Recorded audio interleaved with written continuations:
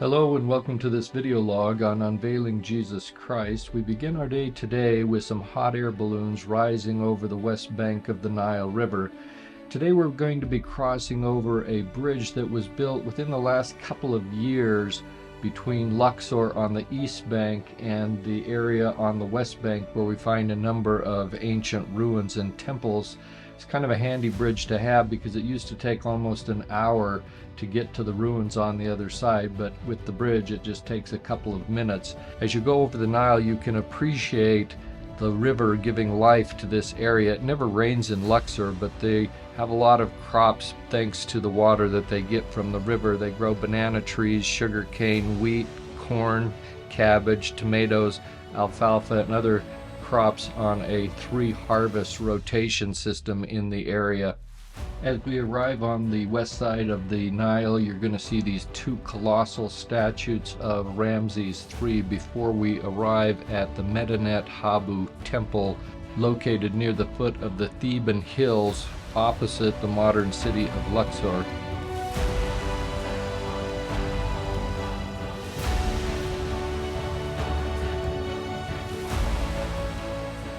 This site includes the mortuary temple of Rameses III. It was built during the New Kingdom from about 1600 to 1100 BC. It's best known for its inscribed reliefs depicting the defeat of the Sea Peoples, who were an unknown people during the reign of Rameses III. He was known as the last great pharaoh. At his death, the funeral was held here, and he also had his residence here in Luxor as well, at least to maybe his summer home. The area around the temple was inhabited continuously until the 9th century AD. By then it was a Coptic or Egyptian Christian center. The initial excavations of the temple began sporadically between 1859 and 1899 when the main temple was cleared.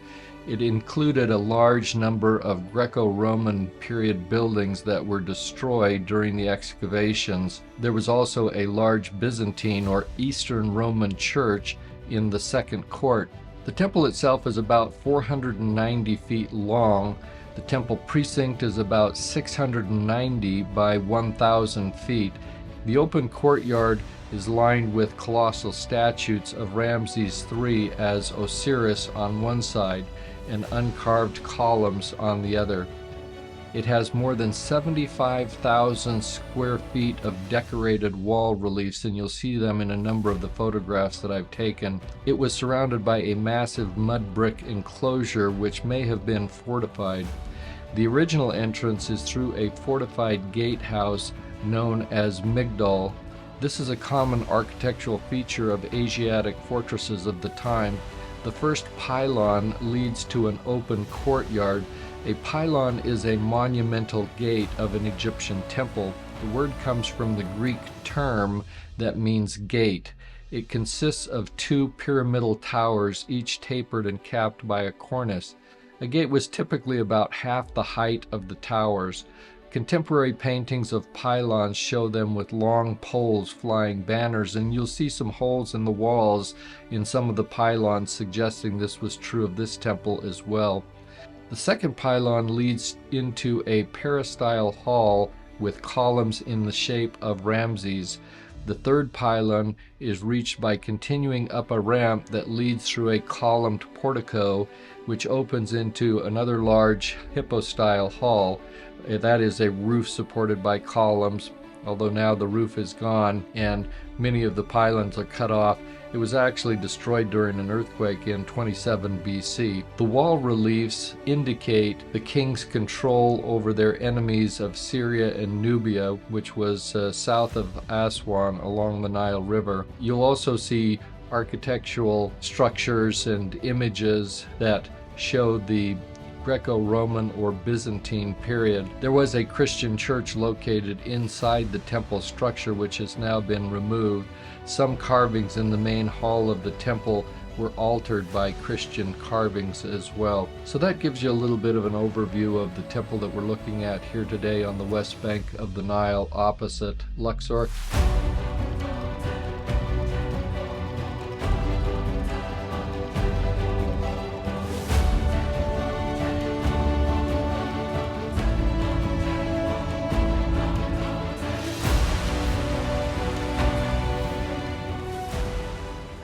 The other funny thing that happened during our tour on this day was we had a guard in the temple who took an interest in Jan, or the possibility of getting a big fat tip from us. I'm not sure what he was more interested in, but you'll enjoy this funny little exchange as the guard tries to give us some personal attention and one of his colleagues tries to take over and they get in a fight. So you can enjoy that and then just enjoy the rest of the images and tour of the temple.